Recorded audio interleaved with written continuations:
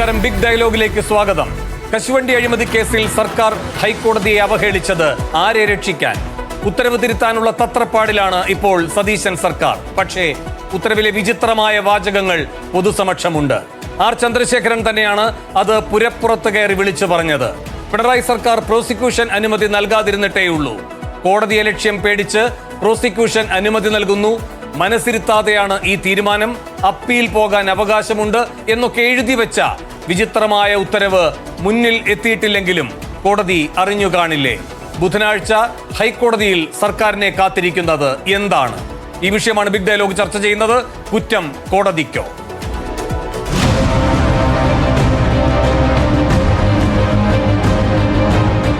അഞ്ച് വർഷക്കാലം ഇരുന്ന ആളുകൾ ജീവിച്ചിരിക്കുന്ന ആ ഗവൺമെൻറ് അവർക്ക് പ്രോസിക്യൂഷൻ അനുമതി കൊടുക്കാത്തതെന്നാണ് നിങ്ങൾ അവരോട് ചോദിക്കണം. എൻ്റെ ഗവൺമെൻറ് വന്നു, അല്ലെങ്കിൽ UDF ഗവൺമെൻറ് വന്നപ്പോൾ എന്തിനാണ് കൊടുത്തത്? ഞാനതിനെ സ്വാഗതം ചെയ്യുന്നു. അതിൻ്റെ അകത്ത് എന്ത് പറഞ്ഞാലും അതിൻ്റെ ഉത്തരവാദിത്വം ഗവൺമെൻറ്റിനുള്ളതാണ്, എനിക്കുള്ളതല്ലല്ലോ. ആർ ചന്ദ്രശേഖരൻ എന്ന ഞാൻ ആ ഒരു സ്ഥാപനത്തിലിരുന്നത് കേവലം 3-ലധികം വർഷം മാത്രമാണ്. 224 കോടി രൂപയുടെ പർച്ചേസ് നടന്ന ഞാനിരുന്ന കാലാവധി 2000 കോടി രൂപയുടെ അഴിമതി നടത്തിയ അഴിമതിക്കാരനാണ് ശ്രീ ആർ ചന്ദ്രശേഖരൻ എന്ന് മാധ്യമങ്ങളുടെ ചർച്ചകളിൽ പങ്കെടുക്കുകയാണ്. യാതൊരു കാരണവശാലും ചന്ദ്രശേഖരന്റെ ശരീരത്തിൽ ഒരു പൊടി പോലും തുടരുത്. ചന്ദ്രശേഖരനെ സമ്പൂർണമായി രക്ഷിക്കണം എന്നുള്ള താല്പര്യത്തോടും ഉദ്ദേശത്തോടും കൂടിയാണ് ആ ഉത്തരവിറക്കിയത്. ഇങ്ങനെ ഒരു മനുഷ്യൻ 10-18 വർഷക്കാലം കോടാനക്കോടി രൂപ അഴിമതി കാണിച്ച് സുപ്രീം കോടതി മുതൽ ഈ കീഴ്ക്കോടതി വരെ, സബ് കോടതി വരെയുള്ള കോടതികളിൽ 6-7 ജഡ്ജ്മെന്റുകൾ ഉണ്ടായിട്ട് ഇത്രയും കാലമായിട്ട് ഏതെങ്കിലും ഒരു അധികാരികൾ the competent authority to take an action against a criminal ഇവിടെ എടുത്തിട്ടുണ്ടോ? അതാണ് എൻ്റെ കൊച്ചു കേരളം.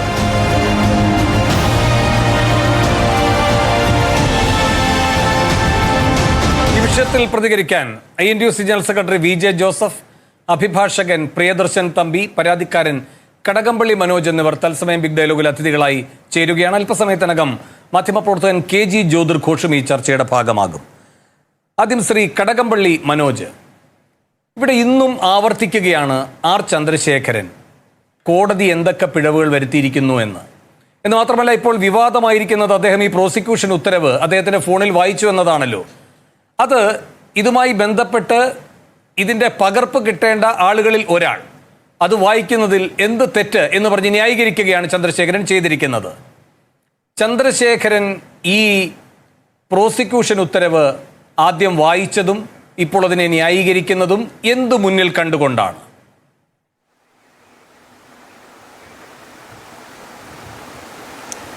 ആദ്യം പറയട്ടെ, ഇത്രയും കാലം ശ്രീ ചന്ദ്രശേഖരൻ പറഞ്ഞുകൊണ്ട് നടന്നത് അദ്ദേഹത്തിന് പ്രോസിക്യൂഷൻ അനുമതി വേണ്ട എന്നുള്ളതാണ്.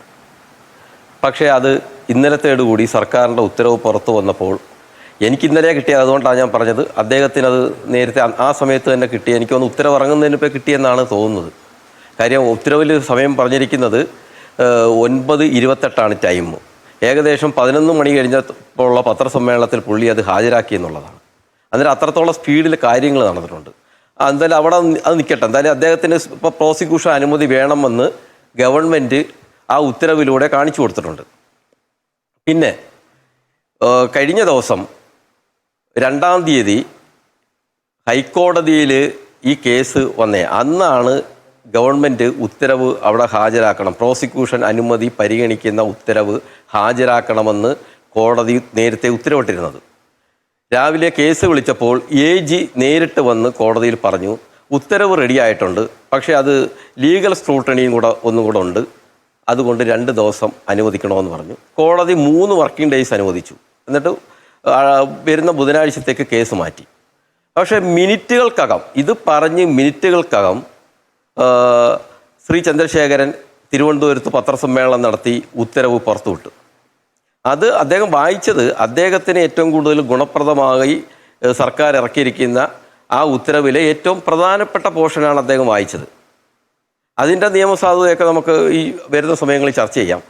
ഈ ഉത്തരവ്, കോടതിയിൽ കൊടുക്കേണ്ട ഉത്തരവ് അദ്ദേഹമാണ് പുറത്തുവിടുന്നത്. കോടതി കൊടുത്തു കഴിഞ്ഞാൽ അത് പബ്ലിക് ഡോക്യുമെൻ്റ് ആവും. പക്ഷേ കോടതിയിൽ കൊടുക്കാതെ, കോടതിയുടെ അന്ത്യശാസനം വരെ നിലനിന്നിട്ട് പോലും കോടതിയിൽ കൊടുക്കാതെ സമയം മേടിച്ചിട്ട് മിനിറ്റുകൾക്കകം ഈ കേസിലെ 2ാം പ്രതി ശ്രീ ചന്ദ്രശേഖരൻ ഈ ഉത്തരവ് പുറത്തുവിടുക എന്ന് പറഞ്ഞാൽ ഇത് കേട്ടുകേൾവി ഈ രാജ്യത്ത് ഇതിനു മുമ്പ് അങ്ങനെ സംഭവം ഉണ്ടായിട്ടില്ല. അതിനെയാണ് ഞാൻ ഉൾപ്പെടെയുള്ള ഒരു ചോദ്യം ചെയ്തത്. കോടതിയിൽ കൊടുക്കാത്ത ഉത്തരവ് എങ്ങനെ പ്രതിക്ക് കിട്ടി? അന്നേരം ഈ ഉത്തരവിൽ പറഞ്ഞിരിക്കുന്ന ഈ പ്രതിയെ രക്ഷിക്കാൻ, ഈ 2 പ്രതികളെ രക്ഷിക്കുന്നതിന് മാത്രമുള്ള എനിക്ക് ഇന്നലെ വൈകിട്ട് 3 മണിയോട് പോസ്റ്റിലാണ് എനിക്ക് വന്നത്. അപ്പോ ഇന്നലെ വൈകിട്ട് താങ്കൾക്ക് ചന്ദ്രശേഖരന് കിട്ടിയ ദിവസം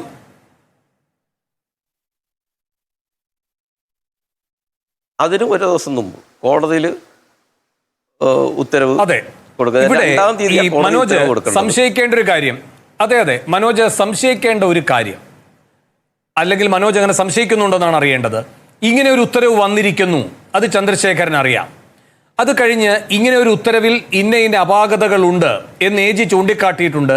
AG ഈ ഉത്തരവായിരിക്കില്ല കോടതിയിൽ ധരിപ്പിക്കുന്നതും കോടതിയിൽ സമർപ്പിക്കുന്നതും, അല്ലെങ്കിൽ സർക്കാരിന്റെ അഭിഭാഷകൻ ഇതായിരിക്കില്ല കോടതിയിൽ സമർപ്പിക്കുക. AG തന്നെ എത്തി സാവകാശം തേടുകയും ഇതിന്റെ തിരുത്തൽ നടപടികളിലേക്ക് പോവുകയും ചെയ്യും എന്നറിഞ്ഞുകൊണ്ട് ഇത് അണിയറയിൽ തന്നെ ഇല്ലാതാക്കപ്പെട്ടുകൂടാ, യഥാർത്ഥത്തിൽ ഇങ്ങനെയായിരുന്നു പ്രോസിക്യൂഷൻ ഉത്തരവിന്റെ സ്വഭാവം എന്ന് പൊതുസമക്ഷം അറിയിക്കാനുള്ള അതിബുദ്ധിയാണോ ചന്ദ്രശേഖരൻ കാണിച്ചത്? നമുക്ക് അങ്ങനെയും വിശ്വസിക്കേണ്ടി വരും. ഇത് കോടതിയിൽ AG വന്ന് പറഞ്ഞിട്ട് പോയി മിനിറ്റുകൾക്കകം ഈ ഉത്തരവ് ഞാൻ അറിഞ്ഞത് പത്രസമ്മേളനത്തിൽ വിതരണം ചെയ്തെന്നാണ്. ഗവൺമെൻറ്റിൻ്റെ ഉത്തരവ് സൈറ്റിലിട്ടിട്ടില്ല നേരം. അത് പത്രസമ്മേളനത്തിൽ വിതരണം ചെയ്തെങ്കിൽ ഈ ഒരു ആംഗിളും നമ്മൾ പരിശോധിക്കേണ്ടിയിരിക്കുന്നു. ശരി, ശ്രീ VJ ജോസഫ്, എന്തടിസ്ഥാനത്തിലാണ് ഈ പ്രോസിക്യൂഷൻ ഉത്തരവ് ഹൈക്കോടതി മുൻപാകെ സമർപ്പിക്കപ്പെടുന്നതിന് മുൻപ് ഇത് ചന്ദ്രശേഖരന് മാത്രം അതിവേഗത്തിൽ കിട്ടുന്നത്? ചന്ദ്രശേഖരൻ അത് എന്തുകൊണ്ട് മാധ്യമങ്ങളിലൂടെ അറിയിക്കുന്നു, അതിന്റെ പകർപ്പുകൾ മാധ്യമപ്രവർത്തകർക്ക് വിതരണം ചെയ്യുന്നു?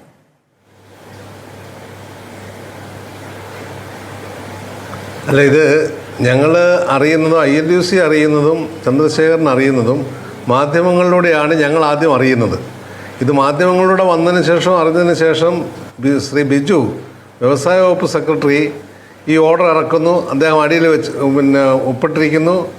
അതിന് താഴെ ഇത് കൊടുത്തിരിക്കുന്ന ആർക്ക് അഡ്വക്കേറ്റ് ജനറലിന് ഒരു കോപ്പി, താഴെ CBI കേസ് നടത്തുന്ന പോലീസ് ഉദ്യോഗസ്ഥനൊരു കോപ്പി, അത് കഴിഞ്ഞിട്ട് രതീഷിൻ്റെ ഒരു കോപ്പി, ചന്ദ്രശേഖരന് ഒരു കോപ്പി. അതിന് തൊട്ട് താഴെ ആ ഓർഡറിൻ്റെ കോപ്പിയുടെ താഴെ വെച്ചിട്ടുണ്ട് പേര്. ആ ഓർഡർ ഏത് സമയത്ത് കൊടുക്കുന്നു, ആളുകൾക്ക് എങ്ങനെ കൊടുക്കുന്നു, എപ്പോൾ കൊടുക്കുന്നു എന്നുള്ളതിനെപ്പറ്റി ഞങ്ങൾക്ക് അറിഞ്ഞുകൂടാ. ഇങ്ങനൊരു ഓർഡർ ഇറങ്ങി നമുക്ക് കിട്ടുന്നു. നമ്മൾ സ്വാഭാവികമായിട്ടും ആ ഓർഡർ വെച്ചുകൊണ്ട്, ഗവൺമെൻറ് ഓർഡർ വെച്ചുകൊണ്ടുള്ള പത്രസമ്മേളനത്തിൽ നമ്മുടെ കാര്യങ്ങൾ നമ്മൾ അവതരിപ്പിക്കുകയാണ് ചെയ്തിട്ടുള്ളത്. അതല്ലാതെ ഇതിനകത്ത് വേറൊന്നും സംഭവിച്ചിട്ടില്ല. ഇതിനകത്ത് ഇപ്പം എന്താ ഉണ്ടായേ? ഞങ്ങളിതിനകത്ത് നമ്മൾ കേസ് പറയാൻ പോകുന്നില്ല ഇതുവരെ. ഹൈക്കോടതിയിൽ നടക്കുന്ന ഈ പ്രോസസ്സിൽ ശ്രീ VJ ജോസഫ്, ശരി, പക്ഷെ ശ്രീ VJ ജോസഫ്, AG ഇപ്പോൾ കോടതിയെ അറിയിച്ചിരിക്കുകയാണ് ഇതല്ല ഇതൊന്ന് സ്ക്രൂട്ടനിക്ക് വിധേയമാക്കേണ്ടതുണ്ട് എന്ന്. സർക്കാർ ഇത് അന്തിമ ഉത്തരവാണ് എന്ന് പറയുന്നില്ല ഔദ്യോഗികമായി. അങ്ങനെ നമുക്ക് സ്ഥിരീകരിക്കാൻ കഴിയുന്നത് എങ്ങനെയാണ്? അത് അപ്ലോഡ് ചെയ്യുമ്പോഴാണ്. സർക്കാർ അത് അപ്ലോഡ് ചെയ്തിട്ടുമില്ല. അപ്പൊ നിലവിൽ ചന്ദ്രശേഖരൻ വായിച്ചത് കടലാസിന്റെ വില പോലും ഇല്ലാത്ത വാചകങ്ങളായി മാറിയിട്ടില്ലേ? പക്ഷേ ആ കടലാസിന്റെ വിലയില്ലെങ്കിലും ഗവൺമെന്റ് ഉദ്യോഗസ്ഥർ ഒപ്പിട്ടിട്ടുള്ള സാധനമാണല്ലോ അത്. ഗവൺമെന്റ് ജിയോ ആണല്ലോ. ഗവൺമെന്റ് ജിയോ ഇറങ്ങി ഗവൺമെന്റിനെ തിരുത്താം, ആവശ്യപ്പെടാം, കോടതിക്ക് ചിലപ്പോൾ തിരുത്തണമെന്ന് ആവശ്യപ്പെടാം, പല പ്രോസസ്സും ആകാം. അതിനെന്താ കുഴപ്പം? അല്ലല്ല, ഇത് അപ്ലോഡ് ചെയ്ത് കഴിയുമ്പോഴാണ് ഒരു സെക്കൻഡ് ശ്രീ VJ ജോസഫ്, ഒരു സെക്കൻഡ്, ഇത് അപ്ലോഡൊക്കെ ചെയ്ത് കഴിയുമ്പോഴാണ് ഇതുമായി ബന്ധപ്പെട്ട് സർക്കാരിന്റെ അന്തിമ ഉത്തരവാണ് എന്ന നിലയിലുള്ള ഔദ്യോഗിക രേഖയാവുക. അതിനു മുൻപ് തിടുക്കപ്പെട്ട് മറ്റാർക്കും കിട്ടുന്നതിനേക്കാൾ അതിവേഗത്തിൽ അത് ചന്ദ്രശേഖരന് കിട്ടുന്നു. ചന്ദ്രശേഖരൻ അത് പുരപ്പുറത്ത് കയറി വിളിച്ചു കൂവുന്നു. എന്നാൽ യഥാർത്ഥ സ്ഥിതി അതല്ല എന്ന് AG ഹൈക്കോടതിയെ ധരിപ്പിക്കുന്നു. ഇതൊക്കെ എന്ത് ലാക്കാക്കിക്കൊണ്ടാണ്? ഇവിടെ ആരും പുരപ്പുറത്ത് കയറി ഒന്നും വിളിച്ചു പോയി പറഞ്ഞിട്ടില്ല. ഞങ്ങളുടെ കയ്യിൽ ഈ സാധനം കിട്ടി, ഇങ്ങനൊരു ജിയോ ഇറങ്ങിയിട്ടുണ്ടെന്നുള്ളത് വസ്തുതയാണ്. ആ ജിയോ ഞങ്ങളുടെ കയ്യിൽ കിട്ടുന്നു. ഞങ്ങളത് പത്രസമ്മേളനത്തിൽ ഞങ്ങൾ പറയുന്നു. എന്തുകൊണ്ടത് പറഞ്ഞു എന്ന് ചോദിച്ചു കഴിഞ്ഞാൽ, ഈ ഓർഡർ വരുന്നതിന് മുമ്പേ പത്രക്കാർ പറഞ്ഞു കഴിഞ്ഞല്ലോ.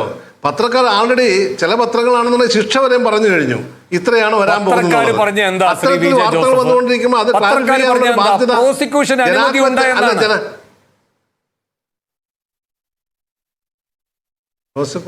അത് ശരി. ഞാൻ എല്ലാ പത്രങ്ങളെയും അല്ല ഞാൻ പറയുന്നത്.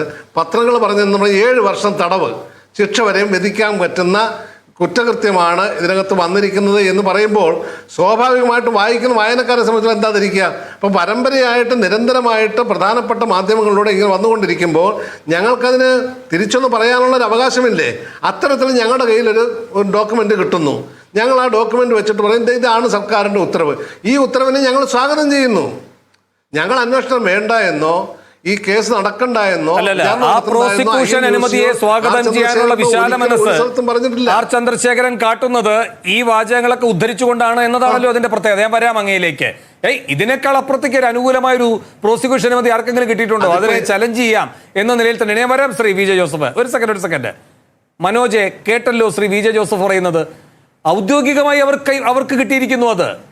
അവരതുമായി ബന്ധപ്പെട്ട് ആ കാര്യങ്ങൾ വിശദീകരിക്കുന്നു മാധ്യമങ്ങളോട്. അതിൽ എന്ത് അപാകതയെന്നാണ്?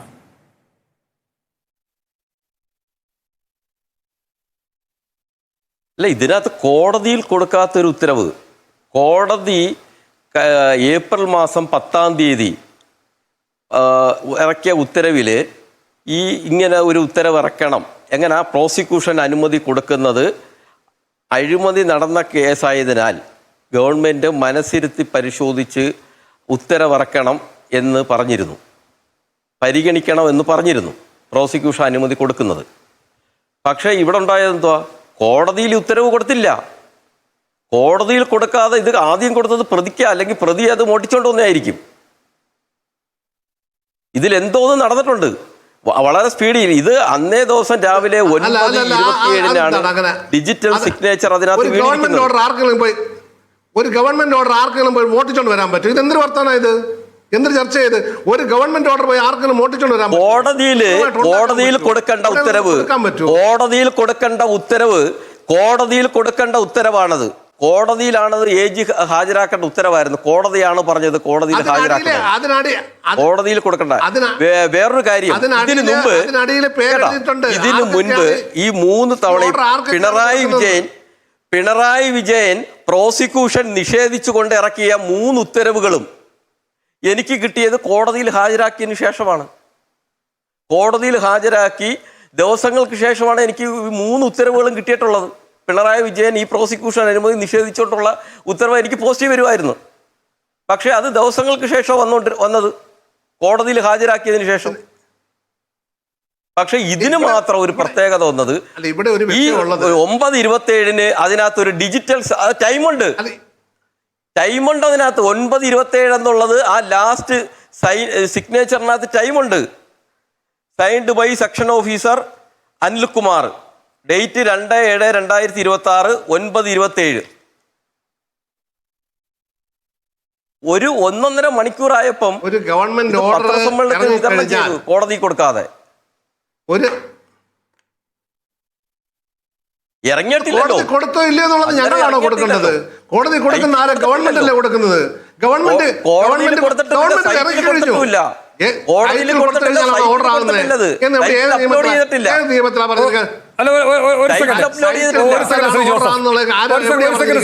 മനോജെ, സാധാരണഗതിയിൽ സർക്കാരിന്റെ ഒരു സെക്കൻഡ് ശ്രീ ജോസഫ്, സാധാരണഗതിയിൽ സർക്കാരിന്റെ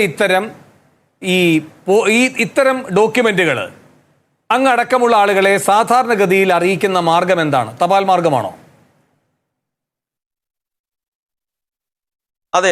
എനിക്ക് ഇത്രയും കാലം ഇന്നലെ ഉൾപ്പെടെ തപാൽ മാർഗമാണ് കിട്ടിയത്. ഫോണൊക്കെ ഉണ്ടല്ലോ, ശരവേഗത്തിൽ കിട്ടാനുള്ള സംവിധാനം കൊടുക്കണമെന്ന് അല്ല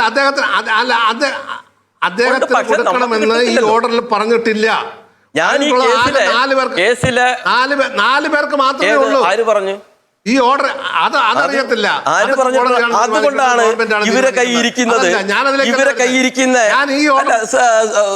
ശ്രീ വേണു ദാണ്ട ഇത് കാണുമെങ്കിൽ അദ്ദേഹത്തിന് ഒന്ന് കാണിച്ചു കൊടുക്കുക. ഇതില് വേറെ ഇവരെ ഇറക്കിയിരിക്കുന്ന പേജല്ല, ഒരു പേജും കൂടെ ഉണ്ട്. അതിനകത്താണ് ഈ ഡിജിറ്റൽ സിഗ്നേച്ചർ വന്നിരിക്കുന്നത്. ആ പേജിന്റെ ഏറ്റവും മുകളിലുണ്ട് Shri Kadakampally Manoj, son of Kuttappan, Kadakampally house, വടക്കേയുള്ള PO കൊല്ലം. അടുത്തത് the accountant general, audit Kerala, INPRD, web and new media. ഈ ഒരു പേജ് ഇവരെ കൈ കിട്ടിയിട്ടില്ല. ഇവര് പത്രങ്ങൾക്ക് കൊടുത്തതിനകത്തും ഈ ഒരു പേജ് വന്നിട്ടില്ല. അത് ഞങ്ങൾക്ക് അറിയത്തില്ല. ഞങ്ങളെ സംബന്ധിച്ചിടത്തോളം അതാണ് അവർ തർക്കിക്കുന്നത്. അത് ശരി. ഓരോ ഘട്ടത്തിൽ ഓരോന്ന് പറയരുത്. ഇതിനകത്ത് ഓരോ ഘട്ടത്തിൽ ഓരോന്ന് പറയരുത്. ഓരോ ഘട്ടത്തിൽ ഓരോന്ന് പറയരുത്. എന്താ ആര് ആര് അല്ല, അത് ഞങ്ങൾക്കറിയില്ല എന്ന് പറയുക. ഇത് അല്ലല്ല, അത് ഞങ്ങൾക്കറിയില്ല എന്ന് പറയുക. ഇത് അല്ലല്ല അങ്ങനെയല്ല ആ തർക്കത്തിലേക്ക് പോകല്ലേ. ഗവൺമെന്റ് ഇറക്കിയ ഒരു ഓർഡർ, ആ ഓർഡർ അപ്ലോഡ് ചെയ്ത് കഴിഞ്ഞാൽ മാത്രമേ ഒരു പൗരന് ലഭിക്കാനുള്ള അവകാശമുള്ളൂ എന്ന് പറയുന്നത് എവിടെയാ പറഞ്ഞിട്ടുള്ളത്? അതല്ല, ഒരു ഗവൺമെന്റ് ജിയോ ഇറങ്ങുന്നു, ഓർഡർ ആണെന്നാണ് പറഞ്ഞിട്ടുള്ളത്. ഗവൺമെന്റ് ഉദ്യോഗസ്ഥന് ഒപ്പിടാതെ അല്ല ഇറങ്ങിയിരിക്കുന്നത്. ഒപ്പിട്ടിട്ട് ഇറങ്ങുന്ന ഒരു ഡോക്യുമെന്റ് കിട്ടി, ആ ഡോക്യുമെന്റ് അല്ലേ? ഗവൺമെന്റ് ഡോക്യുമെന്റ് അല്ല എന്ന് പറയാൻ പറ്റുമോ? ആർക്കാ പറയാൻ പറ്റുക? അതെങ്ങനെ വരും? ആ ഡോക്യുമെന്റ് നമുക്ക് വായിച്ചുകൂടെ, നമുക്ക് അറിഞ്ഞുകൂടെ? അനിൽകുമാറാണ് അതിനകത്ത്.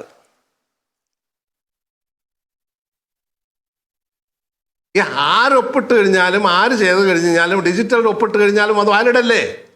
വാലിഡ് അല്ല എന്ന് പറയാൻ പറ്റുമോ? ഡിജിറ്റൽ ഒപ്പിന് വിലയില്ലേ? ഇപ്പൊ അദ്ദേഹം ഒരു നിസ്സാരമായ വിഷയത്തെ എനിക്ക് കോപ്പി തരേണ്ട കാര്യമില്ലെന്നാണ്. ആ കോപ്പി ഈ ഓർഡറിന്റെ ലാസ്റ്റ് പേജ് ഇവർക്ക് അയച്ചു കൊടുത്തവര് കാണത്തില്ല. അതാണ് ഈ കിട്ടാതിരിക്കുകയോ ചെയ്യാം, അത് പ്രശ്നമല്ല. അപൂർണമാണത്, അപൂർണമായിരുന്നു. കേട്ടോ, ഞങ്ങളെ രണ്ട് കാര്യങ്ങൾ ശ്രീ വിജയ ജോസഫ് രണ്ട് കാര്യങ്ങൾ അല്ലല്ല, ഒരു സംശയം ശ്രീ വിജയ ജോസഫ്, രണ്ട് സംശയങ്ങൾ. ഒന്ന് ഇത് ചന്ദ്രശേഖരൻ എങ്ങനെ കിട്ടി?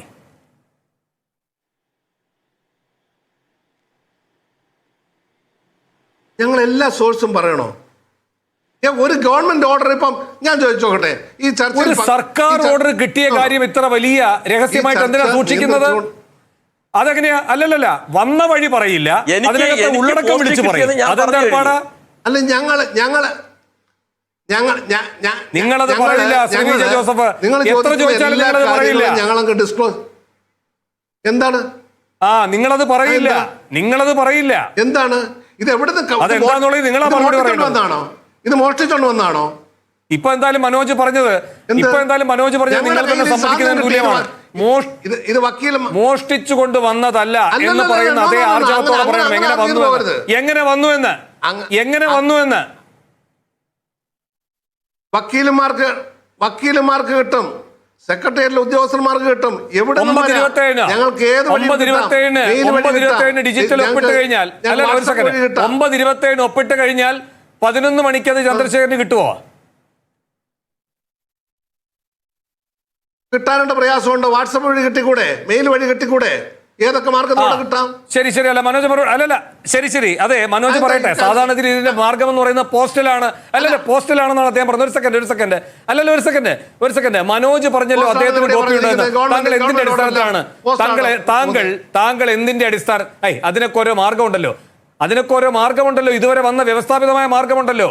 അതല്ലേ മനോജ് ചൂണ്ടിക്കാട്ടുന്നത്? മനോജിന് കിട്ടുന്ന വിധം ശരിയല്ല, നിങ്ങൾക്ക് കിട്ടുന്ന വിധം മാത്രമാണ് ശരി എന്നെങ്ങനെയാണ് വാദിക്കാൻ കഴിയുക? അവിടെ നിൽക്കട്ടെ. താങ്കളുടെ ഒരു പ്രധാനപ്പെട്ട ആർഗ്യുമെന്റ് എന്തായിരുന്നു? മനോജിന് ഇതിന് അവകാശമില്ല എന്നാണ്. മനോജ് കയ്യിലെടുത്ത് വെച്ചിരിക്കുകയാണ് ആ കോപ്പി. എങ്ങനെ കിട്ടി ശ്രീ വിജയ ജോസഫ്? മനോജിന് അവകാശമില്ല. മനോജിന് അവകാശമില്ല എന്നോ മനോജിന് വാങ്ങിക്കണ്ടെന്നോ ഒന്നും ഞാൻ പറയുന്നില്ല. നമ്മളെ സംബന്ധിച്ചോളം താങ്കൾ ആദ്യം പറഞ്ഞു മനോജിന് ഈ കോപ്പി കിട്ടേണ്ട കാര്യമില്ല എന്ന്. മനോജിന് ഇതിന്റെ കോപ്പി ഇല്ല എന്ന് താങ്കൾ തന്നെ നേരത്തെ പറഞ്ഞതാ. അല്ലല്ല, ഞങ്ങൾ കാണുന്ന ഞങ്ങളുടെ കയ്യിൽ കിട്ടിയ കോപ്പിയെ സംബന്ധിച്ചിടത്തോളം മനോജിന്റെ പേര് അതിനകത്തില്ല. ഞങ്ങൾ പിന്നെ എന്ത് ചെയ്യണം? എങ്കിൽ അത്രേ പറയാൻ പാടുള്ളൂ. എങ്കിൽ അത്രേ പറയാൻ പാടൂ. അതല്ലാതെ വി ജെ ജോസഫ് അല്ലല്ല അങ്ങനെയെങ്കിൽ താങ്കൾ പറയേണ്ടത് അങ്ങനെയെങ്കിൽ താങ്കൾ പറയേണ്ടത് മനോജിന് അത് കിട്ടിയിട്ടുണ്ടോ ഇല്ലയോ എന്ന് ഞങ്ങൾക്കറിയില്ല എന്നാണ്, അല്ലേ? അതിനു മുമ്പ് താങ്കൾ ആധികാരികമായിട്ട് അടിച്ചു മനോജിന് ഇത് കിട്ടിയിട്ടില്ല, കൊടുക്കേണ്ട കാര്യമില്ല എന്ന്. ഞാനിപ്പോൾ എങ്ങനെയാണത് പറയേണ്ടത്, എങ്ങനെയാണ് ഇത് ചെയ്യേണ്ടതെന്നുള്ളത് എനിക്ക് അറിഞ്ഞുകൂടാ. പക്ഷേ നമ്മളെ സംബന്ധിച്ചിടത്തോളം മനോജിന് കൊടുക്കുകയോ കൊടുക്കാതിരിക്കുകയോ എങ്ങനെ വേണമെങ്കിലും ആകാം. പക്ഷേ ഞങ്ങളെ സംബന്ധിച്ചിടത്തോളം ഞങ്ങൾക്ക് കിട്ടിയ കാര്യമാണ് ഞങ്ങൾ പറയുന്നത്. ഞങ്ങൾ കാണുമ്പോൾ മനോജിന്റെ പേര് അതിനകത്ത് കാണുന്നില്ല. ശരി മനോജ്, എനിക്ക് മറ്റതിലേക്ക് പോകണം. മനോജ്, ഇപ്പൊ എന്തായാലും താങ്കളുടെ കൈവശം ഇതുണ്ട്.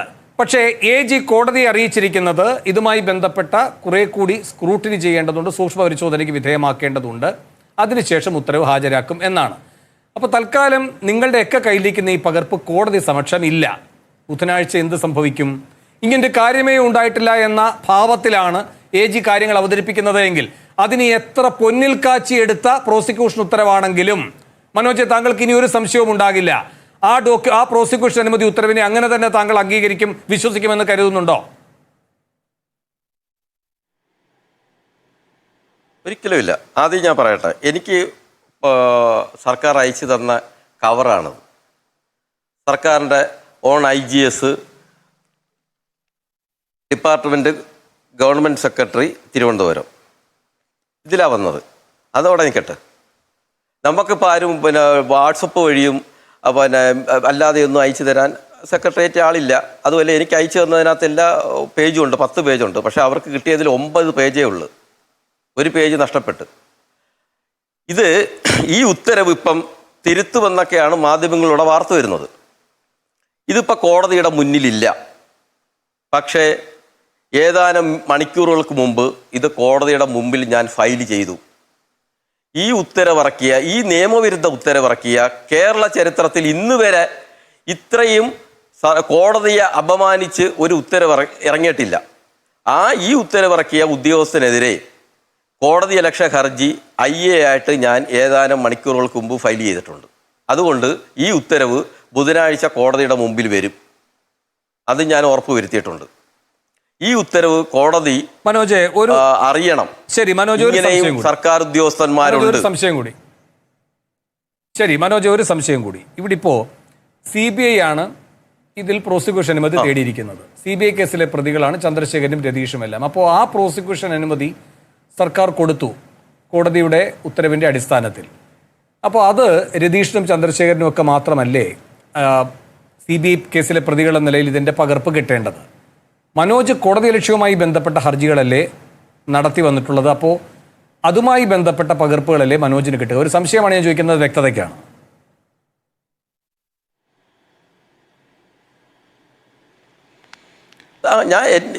ഞാൻ ആദ്യമായിട്ട് കൊടുത്ത കേസുകളിലേക്ക് ഈ പ്രോസിക്യൂഷൻ സാക്ഷനുമായിട്ട് ബന്ധപ്പെട്ട് ഗവൺമെൻറ് ഇറക്കിയ എല്ലാ ഉത്തരവുകളും എനിക്ക് പോസ്റ്റിൽ അയച്ചു തന്നിട്ടുണ്ട്. അതേപോലെ ഇന്നലത്തെ ആ ഉത്തരവ് എനിക്ക് കഴിഞ്ഞ ദിവസത്തെ ഉത്തരവ് ഇന്നലെ പോസ്റ്റ് വരികയും ചെയ്തു. അത് സർക്കാരിൻ്റെ ഒരു നോർമൽ പ്രൊസീജിയറാണ്. ചിലപ്പോൾ അതിനെന്തെങ്കിലും ഒരു റൂൾസോ എന്തെങ്കിലും കാണും സർക്കാർ ഉത്തരവ് അയക്കുന്നതിന്. സൈറ്റിലുണ്ടെങ്കിൽ നമുക്കെല്ലാവർക്കും അപ്ലോഡ് ചെയ്തെടുക്കാം. പക്ഷേ സർക്കാർ ഇതുവരെയ്ക്കും ഉത്തരവുകൾ വാട്സപ്പ് യൂണിവേഴ്സിറ്റി വഴി കൊടുക്കുന്നത് ഞാനിപ്പോൾ ആദ്യമായിട്ട് കേൾക്കുക. അല്ലെങ്കിൽ നമുക്ക് അവിടെ വേറെ എന്തെങ്കിലുമൊക്കെ സ്വാധീനങ്ങളൊക്കെ ഉണ്ടെങ്കിൽ ചിലപ്പോൾ ഉദ്യോഗസ്ഥന്മാരെടുത്ത് കൊടുക്കുമായിരിക്കും. ഇന്ന് പത്രസമ്മേളനത്തിൽ ശ്രീ ചന്ദ്രശേഖരൻ പറഞ്ഞത് എറണാകുളത്തെ വക്കീൽ അയച്ചു കൊടുത്തെന്നാണ്. എറണാകുളത്തെ വക്കീലിന് എങ്ങനെ കിട്ടി? AGക്കാണ് ഇത് കൊടുത്തിരിക്കുന്നത്. സർക്കാർ AGക്ക് കൊടുത്ത ഉത്തരവാണ് ശ്രീ ചന്ദ്രശേഖരന് വക്കീൽ അയച്ചു കൊടുത്തെന്ന് പറയും. AGക്ക് കിട്ടിയ ടൈം ഇന്ന് മാധ്യമങ്ങൾ റിപ്പോർട്ട് ചെയ്തിട്ടുണ്ട്. രാവിലെ 10:05 AGക്ക് ഈ റിപ്പോർട്ട് കിട്ടുന്നത്, ഈ ഉത്തരവ് കിട്ടുന്നത്. അത് മാത്രമല്ല, ഇടയ്ക്ക് ഞാൻ വേറെ പറഞ്ഞോട്ടെ, നിലവിൽ കോടതിയിൽ കേസ് പരിഗണിക്കുന്നത് ശ്രീ മുഹമ്മദ് ഹനീഷിനെതിരെയുള്ള കോർട്ടലക്ഷ്യമാണ്. ശ്രീ ജോസഫ്, മുഹമ്മദ് ഹനീഷ് നിരന്തരം കോടതി ലക്ഷ്യം അല്ല, ഞാൻ ഇടപെട്ടിട്ടില്ല. മുഹമ്മദ് ഹനീഷ് നിരന്തരം കോടതി ലക്ഷ്യം ചെയ്തത് കൊണ്ടുള്ള കോർട്ടലക്ഷ്യ കേസിൽ മുഹമ്മദ് ഹനീഷ് മാപ്പ് പറഞ്ഞു, മാപ്പപേക്ഷ കൊടുത്ത് അതും അടുത്ത ദിവസം ബുധനാഴ്ച പരിഗണിക്കുന്നുണ്ട്. ഈ കേസിനോടൊപ്പം പരിഗണിക്കുന്നുണ്ട്. മുഹമ്മദ് ഹനീഷ് നേരിട്ട് ഹാജരായി കോടതിയിൽ മാപ്പപേക്ഷ കൊടുത്തപ്പോൾ സാർ കോടതി പറഞ്ഞു ശ്രീ കെ ബിജു പുതിയ ഉദ്യോഗസ്ഥനാണെന്ന് പറഞ്ഞു, പുതിയ സെക്രട്ടറി ആണെന്ന് പറഞ്ഞു മുഹമ്മദ് ഖനീഷ്. കോടതി അന്നേരം AGയുടെ അല്ല ജി പി എടുത്ത് പറഞ്ഞത് പുതിയ ഉദ്യോഗസ്ഥൻ ഉത്തരവ് ഹാജരാക്കിയില്ലെങ്കിൽ അദ്ദേഹത്തിനെതിരെയും കോടതി കോർട്ടലക്ഷ്യം എടുക്കുമെന്ന് പറഞ്ഞിട്ടുണ്ട്. അന്നൊരു വാണിംഗ് കൊടുത്തതാ. ആ വാണിംഗ് നിലനിൽക്കുമ്പോഴാണ് കോടതി എനിക്ക് പുല്ലാണെന്ന് പറഞ്ഞ് നമ്മുടെ നാട്ടുഭാഷയാണ് ഞാൻ പറയുന്നത്. എന്തിനാണ് സർക്കാർ അനുമതി? നാട്ടുഭാഷയാ പറയുന്നത്. കോടതി എനിക്ക് പുല്ലാണെന്നും പറഞ്ഞ് കോടതി എനിക്ക് പുല്ലാണെന്നും പറഞ്ഞ് ഒരു ഉദ്യോഗസ്ഥൻ IAS ഈ ഉത്തരവ് വായിച്ചവര് സാധാരണ ഈ അപ്പർ ക്ലാസ്സിലെ UD ക്ലർക്ക് LD ക്ലർക്ക് റാങ്കിലുള്ളവരൊക്കെ പറയുന്നത് അവര് പോലും ഇങ്ങനെ ഒരു ഉത്തരവ് ജീവിതത്തിൽ കണ്ടിട്ടില്ല, അങ്ങനെ ചെയ്യത്തില്ല.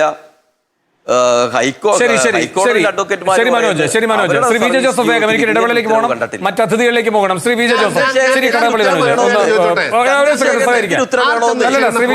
ചെയ്യാൻ ഏത് സർക്കാരിന്റെ അനുമതിയാണ് ആവശ്യം? ചന്ദ്രശേഖരനെ പ്രോസിക്യൂട്ട് ചെയ്യാൻ പിന്നെന്തിന് സർക്കാര് ഞാൻ ചന്ദ്രശേഖരനെ പ്രോസിക്യൂട്ട് ചെയ്യണമെന്ന് ആവശ്യപ്പെട്ടുകൊണ്ട് അനുമതിക്ക് പോയിട്ടില്ല. ഞാനല്ല പോയത്, CBI ആണ് പോയത്. സർക്കാരിന്റെ ഉത്തരവില് പ്രത്യേകം പറയുന്നുണ്ടല്ലോ, Shri R Chandrasekharan former chairman KCDC accused number 3 for the offenses punishable under section അത് സർക്കാർ ഏത് വിധത്തിൽ അതല്ല വിഷയം. സർക്കാർ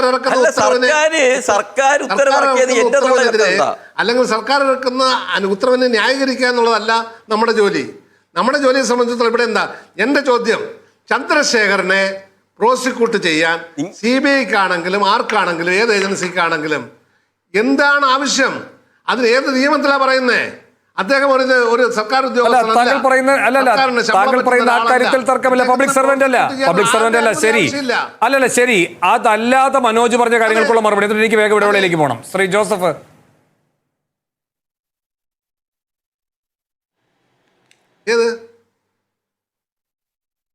മനോജ് പറയുമ്പോൾ താങ്കൾ ഇടപെട്ടിരുന്നു. പറയാനുണ്ടെങ്കിൽ വേഗം പറഞ്ഞോളൂ. എനിക്ക് മറ്റ് അതിഥികളിലേക്ക് പോകണം, ഇടവേളയിലേക്ക് പോകണം. തീർച്ചയായിട്ടും. ഇപ്പൊ ഈ കേസിനെ സംബന്ധിച്ചിടത്തോളം സർക്കാർ ഓർഡർ ഇറക്കുകയോ ഇറക്കാതിരിക്കുകയോ ചെയ്യുന്നുള്ള പ്രശ്നമല്ല. ഇത് CBI മനോജിന്റെ ഒരു വാട്സാപ്പ് യൂണിവേഴ്സിറ്റി പരാമർശം വന്നപ്പോഴാണ് താങ്കൾ ഇടപെട്ടത്. കോടതിയുടെ മുമ്പിൽ ഇത് വാർത്ത മനോജ് വാട്സാപ്പ് യൂണിവേഴ്സിറ്റി എന്ന് പറഞ്ഞ ആ പരാമർശം നടത്തിയപ്പോഴാണ് താങ്കൾ ഇടപെടാൻ തുടങ്ങിയത്. വേഗം അത് പറഞ്ഞോളൂ, എന്നിട്ട് എനിക്ക് ഇടവേളയിലേക്ക് പോകണം.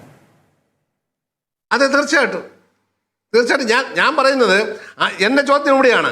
ഈ വിഷയം എന്തും ആവട്ടെ, സർക്കാരിൻ്റെ ഇപ്പോൾ ഒരു ടെക്നിക്കാലിറ്റിയെ പറ്റി പിടിച്ചിട്ടാണ് ഇവിടെ വർത്തമാനം പറയുന്നത്. ആ ടെക്നിക്കാലിറ്റിയേക്കാൾ ഉപരിയായിട്ട് ഇവിടെ വരേണ്ട വിഷയം എന്താ? R ചന്ദ്രശേഖരനെ പ്രോസിക്യൂട്ട് ചെയ്യാൻ ഏത് സർക്കാരിൻ്റെ അനുമതിയാണ് ആവശ്യം? ഒരു സർക്കാരിൻ്റെ അനുമതി ആവശ്യമില്ല. അതിലേക്ക് മാത്രമായിട്ട് ചുരുക്കണ്ട. അതിലേക്ക് മാത്രമായി ഒരൊറ്റ കണ്ണിയിലേക്ക് മാത്രമായിട്ടല്ല അത് കാണേണ്ടത്. ഇത് ഒരു ചങ്ങല കണ്ണിയാണ്. നമുക്ക് അതിന്റെ വിശദാംശങ്ങളിലേക്കൊക്കെ പോകേണ്ടതുണ്ട്, നിയമവശങ്ങളിലേക്ക് അടക്കം. വരാം. ഞാൻ ഇടവേളയ്ക്ക് പോകുന്നു. ഇടവേളയ്ക്ക് ശേഷം മറ്റ് അതിഥികളിലേക്ക്.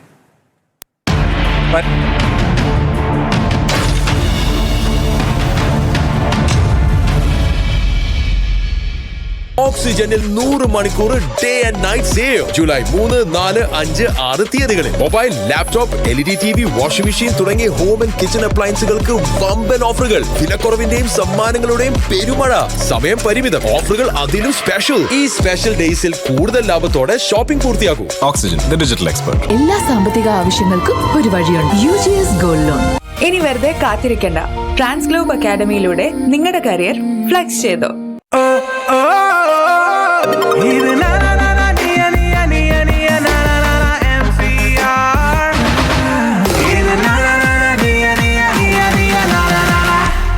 MCR casual and formal shirt.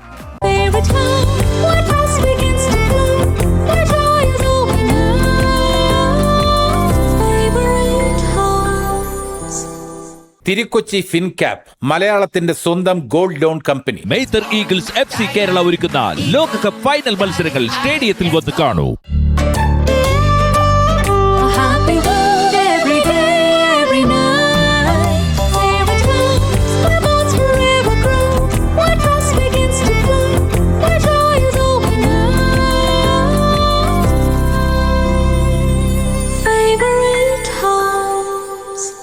വെറുതെ കാത്തിരിക്കണ്ട.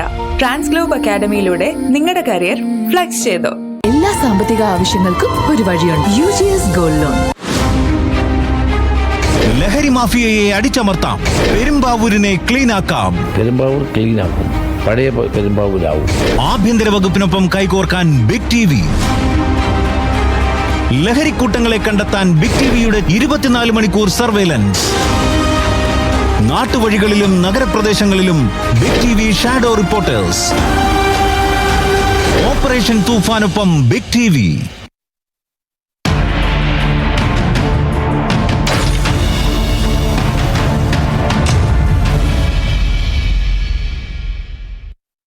കോടതിയുടെ കുറ്റമോ? ബിഗ് ഡയലോഗ് തുടരുന്നു. ഒടുക്കൽ പ്രിയദർശൻ തമ്പി, ഈ ബിജു IAS സെക്രട്ടറി, അദ്ദേഹം തയ്യാറാക്കിയ ഈ പ്രോസിക്യൂഷൻ അനുമതി ഓർഡർ താങ്കൾ വായിച്ചിട്ടുണ്ടാകുമല്ലോ. താങ്കളുടെ ഒരു അഭിഭാഷകൻ എന്ന നിലയിലുള്ള ഇത് വായിക്കുമ്പോഴുള്ള ഒരു ബോധ്യം എന്താണ്? ഇത്രയും വിചിത്രമായ ഒരു പ്രോസിക്യൂഷൻ ഉത്തരവ് താങ്കൾ കണ്ടിട്ടുണ്ടോ? ഇപ്പോൾ ഈ ഉദ്യോഗസ്ഥനും കോടതിയലക്ഷ്യ നടപടി നേരിടും എന്ന ആശങ്കയിലാണ് ഇങ്ങനെ ഒരു ഉത്തരവ് ഇറക്കിയിരിക്കുന്നത് എന്ന് മനോജ് പറയുകയുണ്ടായി. ശരിയുമാണത്. പക്ഷെ അതിനേക്കാൾ വലിയ കോടതിയലക്ഷ്യം ക്ഷണിച്ചു വരുത്തുന്ന സ്വഭാവത്തിലുള്ളതായോ ഈ പ്രോസിക്യൂഷൻ അനുമതി ഉത്തരവ്? അല്ല, തീർച്ചയായിട്ടും ഇത് വിചിത്രം എന്നുള്ള ഒറ്റ വാക്കിൽ ഒതുക്കാവുന്നതാണോ ഉത്തരവ് എന്ന് എനിക്ക് തോന്നുന്നില്ല. കാരണം അത് മൾട്ടിപ്പിൾ ഡയമെൻഷൻസ് ഉള്ള ഒരു ഉത്തരവായിട്ടാണ് ഞാൻ കാണുന്നത്. കാരണം ഒന്ന്, എല്ലാ കുറ്റങ്ങളും കോടതിയുടെ ചുമലിൽ കൊണ്ട് വെക്കാനുള്ള ഒരു ബോധപൂർവമായ ശ്രമം. അപ്പൊ ഉത്തരവ്, കാരണം ഈ എന്തിനു വേണ്ടിയാണ് ഇത്തരത്തിലുള്ള പ്രൊവിഷൻസ് വെക്കുന്നത്? കാരണം പ്രിവെൻഷൻ ഓഫ് കറപ്ഷൻ ആക്ടിലായാലും ശരി, നമ്മുടെ പഴയ ഇന്ത്യൻ പീനൽ കോഡിലായാലും ശരി, BNS-ലും ഉണ്ട്. ഈ പബ്ലിക് സർവൻസിനെ ചില കാര്യങ്ങളിൽ അവിടെ ഔദ്യോഗിക കൃത്യനിർവഹണത്തിന്റെ ഭാഗമായി പബ്ലിക് സർവൻസ് ഒരു ആക്ട് ചെയ്യുമ്പോൾ അവരെ, അല്ലെങ്കിൽ ഒരു പൊതുസ്ഥാപനത്തിൽ ഇരിക്കുന്ന ആളുകൾ ഒരു ആക്ട് ചെയ്യുമ്പോൾ അവരെ പ്രൊട്ടക്ട് ചെയ്യുന്നതിന് വേണ്ടിയാണ് ഇത്തരത്തിലുള്ള നിയമങ്ങൾ നമ്മുടെ പല നിയമങ്ങളിലും പ്രിവെൻഷൻ ഓഫ് കറപ്ഷൻ ആക്ടിലെ പോലെ ഉണ്ടാക്കിയിരിക്കുന്നത്. അപ്പോൾ ഇതിൽ തന്നെ CBIക്ക് ചാർജ് ഷീറ്റ് ഫയൽ ചെയ്യുന്നതിന് മുമ്പ് ഇത്തരത്തിലുള്ള അനുമതി വേണം. ആ അനുമതിയുടെ ഭാഗമായിട്ടാണ് അവർ എത്രയോ കാലങ്ങളായി ഈ കേസിൽ അനുമതിക്ക് വേണ്ടി പറയുന്നത്. അപ്പോൾ ഗവൺമെന്റ് മൈൻഡ് അപ്ലൈ ചെയ്യാം. ഗവൺമെന്റിന്റെ ആ ഡിസ്ക്രിഷൻ പവറാണ്. എനിക്ക് തോന്നുന്നു ആ പവർ പോലും എടുത്തു കളയണം. ഇപ്പോൾ അത് കോടതിയിൽ എത്തപ്പെടണം എന്നുള്ള അഭിപ്രായക്കാരാണ് നിയമലോകത്ത് പ്രവർത്തിക്കുന്ന ഒട്ടേറെ ആളുകൾ. കാരണം കാലാകാലങ്ങളിൽ നമ്മളിപ്പോൾ കണ്ടുവരുന്ന പൊതുവായ ഈ ഒരു കേസിലല്ല, പൊതുവായ പ്രവണത എന്ന് പറയുന്നത് അതാത് കാലങ്ങളിൽ ഇരിക്കുന്ന ഗവൺമെന്റുകൾ അവരുടെ അനുകൂലമായ രാഷ്ട്രീയ ബോധ്യമുള്ളവർ കേസിൽ പ്രതിയാകുമ്പോൾ അവർക്ക് അനുമതി നിഷേധിക്കുന്ന ഒരു പതിവ് ഒക്കെ നമ്മൾ കാണുന്നുണ്ട്. അതുകൊണ്ട് തന്നെ ഈ പവർ ഗവൺമെന്റിന് വേണമോ എന്നുള്ള ഡിബേറ്റബിൾ ക്വസ്റ്റ്യൻ നിലനിൽക്കുമ്പോൾ തന്നെ ഗവൺമെന്റിന് അനുമതി നിഷേധിക്കാനുള്ള അവകാശമുണ്ട്. ലിഖിതമായ നിയമമാണത്. അപ്പോൾ അനുമതി നിഷേധിക്കാം. എന്നാൽ ഇതിൽ അനുമതി കൊടുക്കുമ്പോൾ പോലും അത് അനുമതി കൊടുക്കാനുണ്ടായ സാഹചര്യം എന്താണ് എന്നുള്ളതിനെ കുറിച്ച് കോടതിയലക്ഷ്യം തന്നെ വരാവുന്ന രീതിയിലുള്ള ഒരു പരാമർശം കൊടുക്കുക മാത്രമല്ല, ആർക്കാണോ അനുമതി കൊടുത്തിരിക്കുന്നത് ആ പ്രതികൾക്ക് ഒരു ഡിഫൻസ് കൂടി കൊടുക്കുകയാണ് ചെയ്തത് എന്ന് വേണം കരുതാൻ. അതുകൊണ്ട് തന്നെ ആകണം അദ്ദേഹം അത്, അല്ലാതെ എങ്ങനെ കിട്ടി എന്നുള്ളതല്ല ഇവിടെ ചർച്ച ചെയ്യപ്പെടേണ്ടത് കൂടുതൽ. അല്ലെങ്കിൽ അതിലെ പ്രസ്താവനകൾ, അതിൽ പറഞ്ഞിരിക്കുന്നതിന്റെ കണ്ടൻസ് എന്തിനു വേണ്ടിയായിരിക്കണം അദ്ദേഹം പൊതുസമൂഹത്തിൽ പത്രസമ്മേളനത്തിൽ ഉയർത്തിക്കാട്ടിയത് എന്നുള്ളതാണ് ഏറ്റവും പ്രധാനപ്പെട്ട വസ്തുത. അതിലൊരു ഡിഫൻസ് ഉണ്ട്. കാരണം എന്ന് പറഞ്ഞാൽ ഗവൺമെന്റ് വേറെ നിവൃത്തിയില്ലാത്തത് കൊണ്ട് ശ്രീ തമ്പി, അത് അദ്ദേഹത്തിന് എന്തുകൊണ്ട് കിട്ടിയെന്ന് നാം ചർച്ച ചെയ്യുന്നത് താങ്കൾ പറഞ്ഞതുപോലെ പ്രധാനപ്പെട്ട വിഷയത്തിന്റെ ഗൗരവം ചുരുക്കിക്കൊണ്ടല്ല. അത് പുറത്തു വരുമായിരുന്നില്ല. അത് അതിവേഗം പുറത്തു വരണം എന്ന ദുരുദ്ദേശ്യം ചന്ദ്രശേഖരന്റെ നീക്കങ്ങളുടെ വേഗത കൂട്ടിയിട്ടുണ്ട്. AG ഇത് അതല്ലാതെ പരിഹരിക്കാനുള്ള നീക്കങ്ങളാണല്ലോ നടത്തിയത്. അവിടെയാണ് അതിബുദ്ധി പ്രവർത്തിച്ചത്. അത് കണ്ടെത്തപ്പെടേണ്ടതുണ്ട്. ശ്രീ തമ്പി. തീർച്ചയായിട്ടും വളരെ ശരിയാണത്. ആ അതിബുദ്ധി കണ്ടെത്തപ്പെടേണ്ടത് തന്നെയുണ്ട്. അപ്പോൾ ഞാൻ സൂചിപ്പിച്ചത് അതിൽ ഈ പറയുന്നത് പോലെ തന്നെ ഇപ്പൊ സപ്പോസ് ഈ ഒരു അപ്പീൽ കൊടുക്കാം എന്ന് പറയുന്നുണ്ട്. ഈ ഒരു ഇതിപ്പോൾ സ്വാഭാവികമായിട്ടും അഡ്വക്കേറ്റ് ജനറലിന്റെ പരിണതപ്രജ്ഞനായ അഭിഭാഷകനാണ് അദ്ദേഹം. അതുകൊണ്ട് തന്നെയാണ് ഒരു പ്രത്യേകം ഈ ഓർഡർ നിലനിൽക്കില്ല, അല്ലെങ്കിൽ ഇത് കോടതിയലക്ഷ്യം വിളിച്ചു വരുത്തുന്നതാണ് എന്ന് മാത്രമല്ല ഒരു മാന്യതയ്ക്ക് നിരക്കുന്ന ഒരു ഓർഡറുമല്ല, കോടതി മുമ്പ് ഹാജരാക്കാൻ പറ്റി. അതുകൊണ്ട് തന്നെയാണ് വേറെ ഓർഡർ ഹാജരാക്കണം എന്ന്, അല്ലെങ്കിൽ പുതിയ ഓർഡർ ഹാജരാക്കുമെന്ന് പറയുകയുണ്ടായി. എന്നാൽ പോലും ഈ പറയുന്ന ആർക്ക് എതിരെ പ്രോസിക്യൂട്ട് ചെയ്യാൻ വേണ്ടിയാണോ സാങ്ഷൻ കൊടുത്തത് അവർക്ക് നാളെയും ഉയർന്ന കോടതികളിൽ ഒരു കേസിൽ പറയാവുന്ന ഡിഫൻസ് ഒരുക്കി കൊടുക്കുന്ന രീതിയിൽ പോലും ഞങ്ങൾ ഇങ്ങനെ ചെയ്യേണ്ടി വന്നതാണ് എന്നുള്ളത് ഒരു വളരെ എന്താ പറയുക, അത് വളരെ രണ്ട് തലയുള്ള രണ്ട് മൂർച്ചയുള്ള വാള് പോലെ ആ ഓർഡറിൽ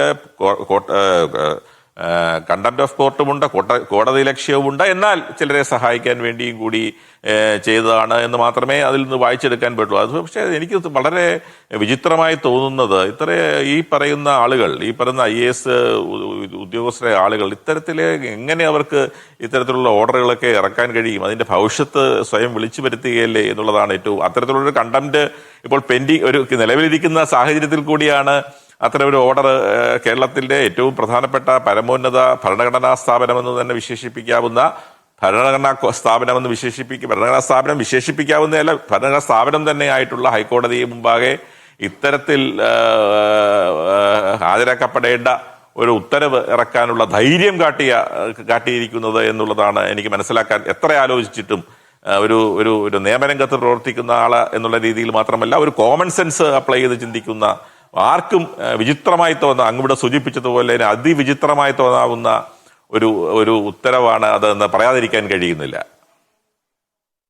ശരി, ശ്രീ KG ജ്യോതിർഘോഷ്, പിണറായി സർക്കാരിനെ പറ്റി ഉള്ള ആകെ വിമർശനം കടകംപള്ളി മനോജൊക്കെ ഇപ്പോൾ ചർച്ചകൾ പറയുകയായിരുന്നു, അല്ലെങ്കിൽ ചാനലുകളോട് പ്രതികരിക്കുമ്പോൾ പറയുകയായിരുന്നു, പ്രോസിക്യൂഷൻ അനുമതി കൊടുക്കുന്നില്ല എന്നത് മാത്രമായിരുന്നു.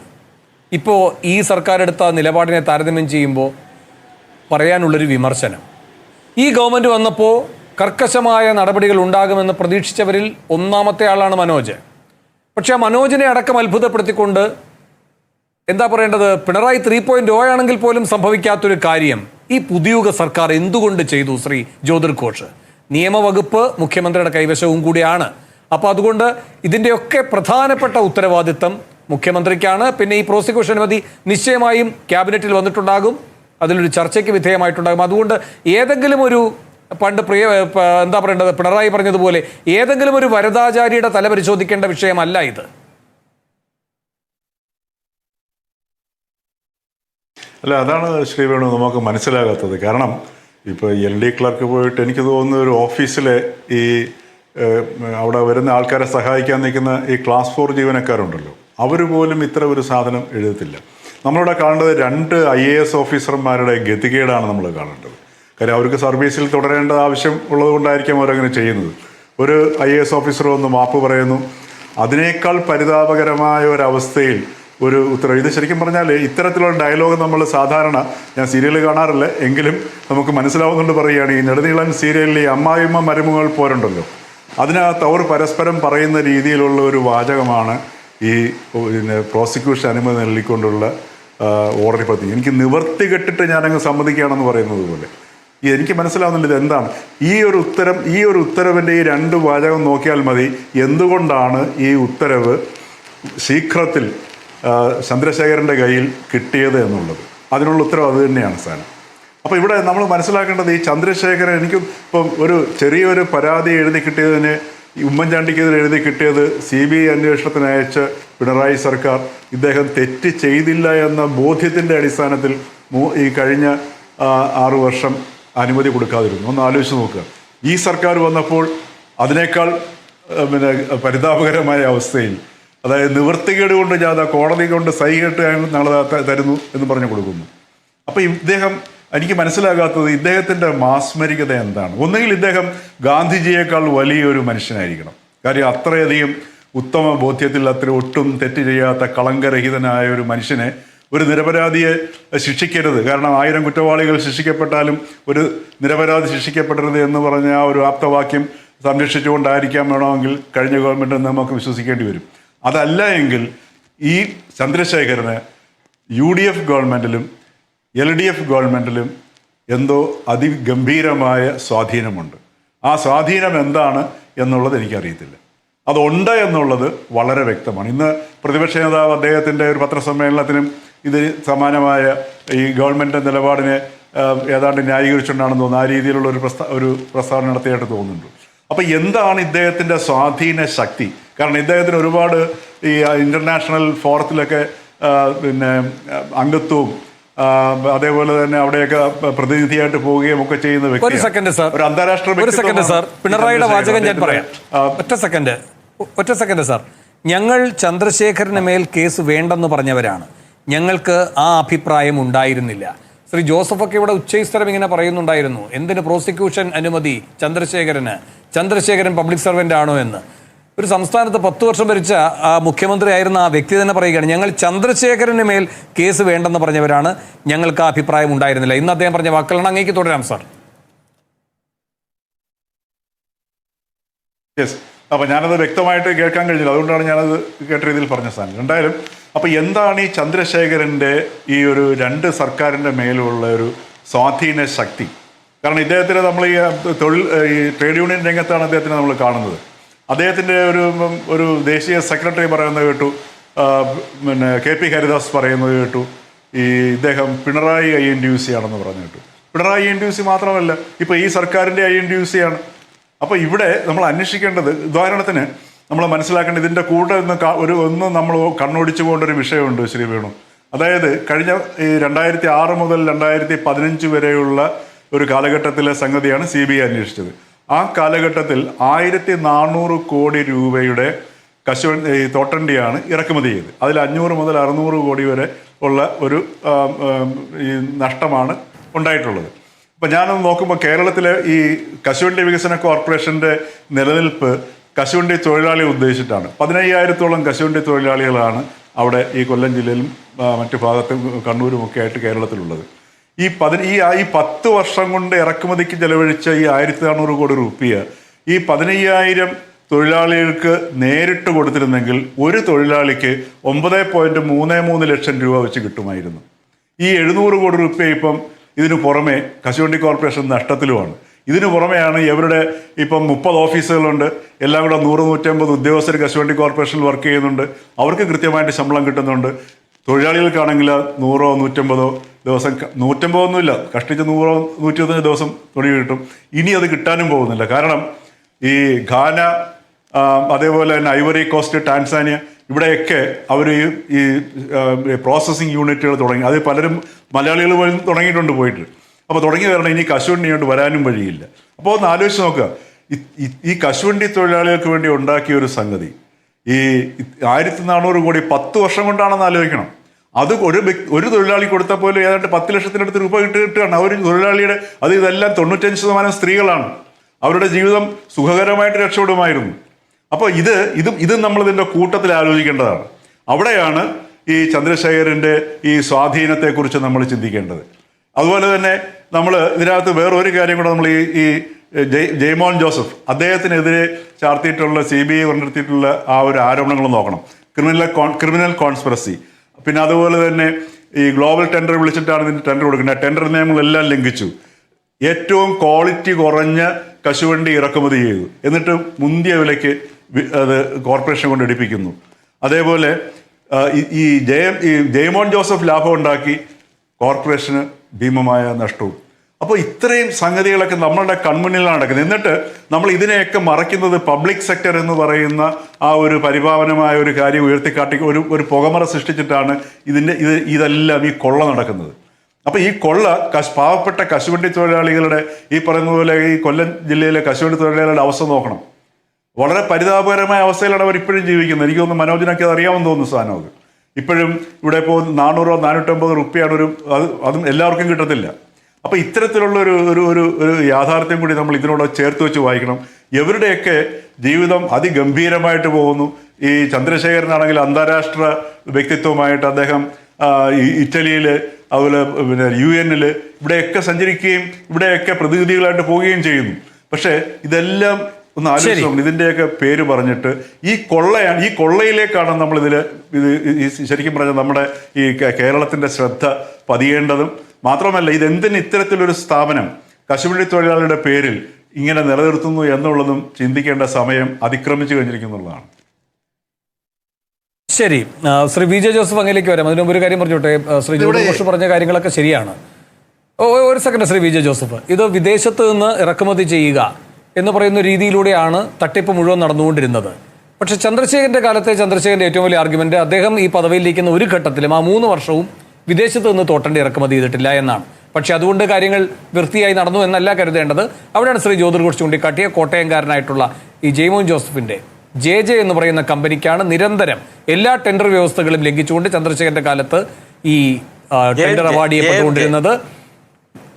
സോറി, ക്ഷമിക്കണം, JMJ. ഒരു കാര്യം കൂടി, അതിന്റെ ഗുണനിലവാര പരിശോധനയിലും അതിന്റെ ക്വാളിറ്റി വളരെ മോശമായിരുന്നു. പിന്നെ ശ്രീ ജ്യോതിർഘോഷ് ചൂണ്ടിക്കാട്ടിയതുപോലെ ഇത് പ്രഥമ ദൃഷ്ട്യാ നമ്മുടെ കൺമുന്നിൽ കാണുന്ന അപാകതകൾ മാത്രമല്ല, C&AGയുടെ ഓഡിറ്റിംഗിൽ ഉൾപ്പെടെ വന്നിട്ടുള്ളതാണ് ഈ ക്രമക്കേടിന്റെ കണക്കുകളും. ശ്രീ വിജയ് ജോസഫ്, അങ്ങേക്ക് പറയാം.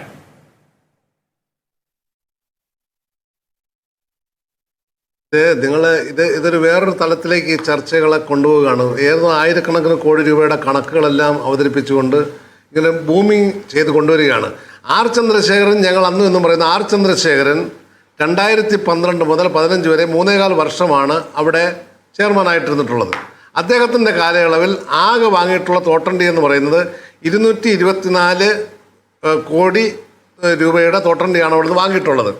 ആ തോട്ടണ്ടിയുടെ ഉൽപ്പാദന പ്രക്രിയ അവിടെ നടത്തി 430 കോടി രൂപയുടെ വിറ്റുവരവ് ആ കോർപ്പറേഷന് നേടുവാനും കഴിഞ്ഞിട്ടുണ്ട്. ഇതെല്ലാം ഇന്ന് അദ്ദേഹം പറഞ്ഞതാണ്. 224 കോടിയും 3 വർഷവും വരുമാനം 430 കോടിയായ കഥയുമല്ല. അല്ല, അതെ, ശ്രീ 628 ദിവസം ജോലിയും കൊടുത്തിട്ടുണ്ട്. മറ്റൊരു കാര്യം പറഞ്ഞത് മൊത്തം കള്ളത്തരമാണ്. ഇത് സത്യമായിട്ട് പുലബന്ധമില്ലാത്ത കാര്യങ്ങളാണ് ഈ പറയുന്ന മൊത്തം. ഞാൻ തെളിയിക്കാം. ഒറ്റ സെക്കൻഡ് മനോജ്, ഒറ്റ സെക്കൻഡ് വിജയ് ജോസഫ്, ഒരു സെക്കൻഡ് രണ്ടുപേരും ഒന്ന് സഹകരിക്കാം. ഒരു സെക്കൻഡ് ശ്രീ ജ്യോതിർഘോഷ് ഒന്ന് കൈ ഉയർത്തി, വേഗം വരാം. അദ്ദേഹം അങ്ങനെ ചർച്ചയ്ക്കിടയിൽ ഇടപെടുന്ന ഒരാളല്ല. ശ്രീ ജ്യോതിർഘോഷ്. അതായത് ഇപ്പൊ CBI കണ്ടെത്തിയിരിക്കുന്നത് ഈ ചന്ദ്രശേഖരന്റെ കാലഘട്ടത്തിൽ വിദേശത്ത് നിന്നും ഈ തോട്ടണ്ടി നിലവാരം കുറഞ്ഞ തോട്ടണ്ടി ഇറക്കുമതി ചെയ്തിട്ടുണ്ടെന്നാണ്. ശരി, ശ്രീ വിജയ് ജോസഫ്. ഇറക്കുമതി ചെയ്തിട്ട് വിദേശത്തു നിന്ന് ഒരു കിലോ അണ്ടി പോലും ചന്ദ്രശേഖരന്റെ കാലത്ത് വിദേശത്തു നിന്ന് ഇറക്കുമതി ചെയ്തിട്ടില്ല. ഒരു വിദേശ യാത്രയും ചന്ദ്രശേഖരൻ അതിൻ്റെ പേരിൽ നടത്തിയിട്ടില്ല. ഇനി മറ്റൊരു കാര്യം എനിക്ക് ചൂണ്ടിക്കാണിക്കാനുള്ളത്, കോർപ്പറേഷൻ്റെ ഈ 10 വർഷത്തെ പ്രവർത്തനങ്ങൾ മാത്രമാണ് അവിടെ ഉണ്ടായിരുന്നത്. അതിനു മുമ്പ് ഒരു 36 വർഷം ഉണ്ടായിരുന്നല്ലോ. ആ 36 വർഷത്തെ കാര്യങ്ങൾ ആരും ചിന്തിക്കാത്തതിൻ്റെ കാരണം എന്താ? ഇനി മറ്റൊരു കാര്യം, 2005 മുതലുള്ള വിഷയങ്ങളാണ് ഇവിടെ ചർച്ച ചെയ്യുന്നത്. 2005 മുതൽ 15 വരെ, 2005 മുതൽ 2006 വരെ ഇരുന്ന ആരാ? കോൺഗ്രസിൽ തന്നെ ഗോപിനാഥ് എന്ന് പറയുന്ന ആളാണ് അവിടുത്തെ ചെയർമാനായിരുന്നത്. അത് കഴിഞ്ഞതിന് ശേഷം 5 വർഷം ഇരുന്നിട്ടുള്ളത് ഈ കാസിം എന്ന് പറയുന്ന CPM-ൻ്റെ നേതാവാണ്. അത് കഴിഞ്ഞതിന് ശേഷമാണല്ലോ ഈ 3.5 വർഷക്കാലം ഈ ചന്ദ്രശേഖരൻ അവിടെ വന്നിരിക്കുന്നത്. എന്നിട്ട് ചന്ദ്രശേഖരൻ ആകെ കൊള്ളയടിച്ചുകൊണ്ട് പോയി ഇത് ശശുവണി കോർപ്പറേഷനെ മുഴുവൻ മുടിച്ചു കളഞ്ഞു. 1000 കോടി രൂപയുടെ 2000 കണക്കിന് കോടി രൂപയുടെ കൊള്ളയടിച്ചുകൊണ്ട് പോയിട്ട് ഈ കഥകളൊക്കെ ഇത് എങ്ങനെ പ്രചരിപ്പിക്കാൻ കഴിയുന്നു നമുക്ക്? ഇതൊരു വല്ല യാഥാർത്ഥ്യമുള്ള വസ്തുതകളാണോ? എന്തെല്ലാം ആരോപണങ്ങളും ആക്ഷേപങ്ങളും ഓരോരോ കാലഘട്ടങ്ങളിലായി നമ്മുടെ ഈ സംസ്ഥാനത്ത് നടന്നിരിക്കുന്നു. എനിക്ക് ചർച്ച അവസാനിപ്പിക്കാൻ സമയമായതുകൊണ്ട് ഞാൻ ഇടപെടുകയാണ്. ശരി മനോജ് വേഗം. മനോജ് വേഗം. ഈ തൊഴിൽ ദിനങ്ങൾ, ഈ ലാഭം, വിദേശത്ത് നിന്ന് തോട്ടണ്ടി ഇറക്കിയിട്ടില്ല. പിന്നെ ഇതിനു മുൻപും ശേഷവും ഒരുപാട് പേരുണ്ടായിരുന്നു. ആകെ 3.25 കൊല്ലത്തിന് മാത്രമാണ് 2000-ന്റെ പെരുപ്പിച്ച കഥയെന്ന്. വേഗം ശ്രീ ജോസഫ്, വേഗം, 30 സെക്കൻഡ് വേഗം. എനിക്കൊരു കാര്യം കൂടി പറയാനായിട്ടുണ്ട്. ആർ ചന്ദ്രശേഖരൻ ഒറ്റയ്ക്കാണ് അവിടെ നിന്ന് ചെയ്തത്. ഇതിന് ബോർഡ് മെമ്പർമാരുണ്ടായിരുന്നു. ആ ബോർഡ് മെമ്പർമാർ ആരൊക്കെയാണ്? സത്യശീലൻ ഉണ്ടായിരുന്നു, M ഭാസ്കരൻ ഉണ്ടായിരുന്നു, തുളസീധരൻ ഉണ്ടായിരുന്നു, പ്രകാശ് ബാബു ഉണ്ടായിരുന്നു, ഫസലുദ്ദീൻ ഹക്ക് ഉണ്ടായിരുന്നു. ഇതിനേക്കാളൊക്കെ ഉപരിയായിട്ട് വ്യവസായ വകുപ്പിൻ്റെ അഡീഷണൽ സെക്രട്ടറി ഉണ്ട്, ഫിനാൻസിൻ്റെ അഡീഷണൽ സെക്രട്ടറി ഉണ്ട്. ഇത്രയും പേരടങ്ങുന്ന ഒരു വലിയ ബോർഡ്, അവർ ഫുൾ ബോർഡ് കൂടി തീരുമാനമെടുക്കുന്ന അടിസ്ഥാനത്തിലല്ലേ അവിടുത്തെ പ്രവർത്തനങ്ങളെല്ലാം നടന്നിട്ടുള്ളത്. ശരി, ഇതൊക്കെ ചന്ദ്രശേഖരൻ തുടർച്ചയായി വിശദീകരിച്ചിട്ടുള്ളതാണ്. ശരി മനോജ് വേഗം. ഈ ഉദ്യോഗസ്ഥന്മാർ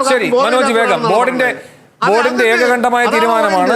അപ്പൊ ശരി ശ്രീ ജോസഫ്, സർക്കാർ അത് പരിശോധിച്ചിട്ടുള്ളത് ആത്യന്തികമായി ചന്ദ്രശേഖരന്റെ സ്ഥാപനമല്ല, സർക്കാർ സ്ഥാപനമാണ്. ഫുൾ തോട്ടണ്ടി വാങ്ങിയ ബോർഡിനകത്ത് ഫുൾ ബോർഡ് പങ്കെടുത്തിട്ടില്ല എന്ന് തെളിയിക്കുന്ന രേഖയാണിതായത്. ധനകാര്യ വകുപ്പ് അവിടെ ഇൻസ്പെക്ഷൻ നടത്തി പുറത്തുവിട്ട രേഖയാണ്. ഞാനിത് വിവരാവകാശപ്രകാരം എടുത്തതാ. ആ മീറ്റിംഗിൽ പങ്കെടുത്തത് ശ്രീ ആർ ചന്ദ്രശേഖരൻ, ഡോക്ടർ K രതീഷ്, അവർ രണ്ടുപേരെ ഒപ്പിട്ടിട്ടുള്ളത്. ഇത് ടെൻഡർ ഫോം, ആ മീറ്റിംഗിന്റെ ആ ഫോമാണ്, അതിനകത്ത് ടൈമും അത് കഴിഞ്ഞ് 2 മാസം കഴിഞ്ഞ് ചെന്നപ്പോൾ അതേ ഫോമിൽ ദാണ്ട ബാക്കി എല്ലാവരും ഒപ്പിട്ടിട്ടുണ്ട്. ഇതാണ് അവിടെ നടന്ന തട്ടിപ്പ്. ഇവര് തീരുമാനം എടുക്കും, ബാക്കിയുള്ളവരെ കൊണ്ട് പിന്നീട് ഒപ്പിടിക്കും. ഇതാണ് നടന്നത്. പിന്നെ ഇറക്കുമതി ചെയ്തിട്ടുണ്ടെന്നല്ല, വിദേശ തോട്ടണ്ടി മേടിച്ചത് മൊത്തം ഒരു കമ്പനിയുടെ കയ്യിൽ നിന്നാണ് മേടിച്ചത്. JMJ എന്ന് പറയുന്ന കമ്പനി 2005 മുമ്പ് ആ ക്യാഷ് കോർപ്പറേഷൻ ഉണ്ടായിട്ടില്ല. 2015 ശേഷവും JMJ ട്രേഡേഴ്സ് 1 കിലോ തോട്ടണ്ടി ക്യാഷ് കോർപ്പറേഷന് കൊടുത്തിട്ടില്ല. ആകെ ഈ 10 വർഷം മാത്രമേ ഉള്ളൂ. വേറൊന്നും കൂടി പറയാം. ഈ രതീഷ് എന്ന് പറയുന്നത് ചന്ദ്രശേഖരന്റെ ഏറ്റവും അടുത്ത ബന്ധുവാണ്.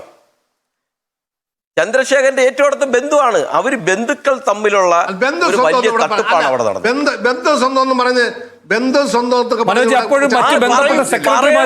ഒരു പൊതുമേഖലാ ഒരു ന്യായമാണോ അത്?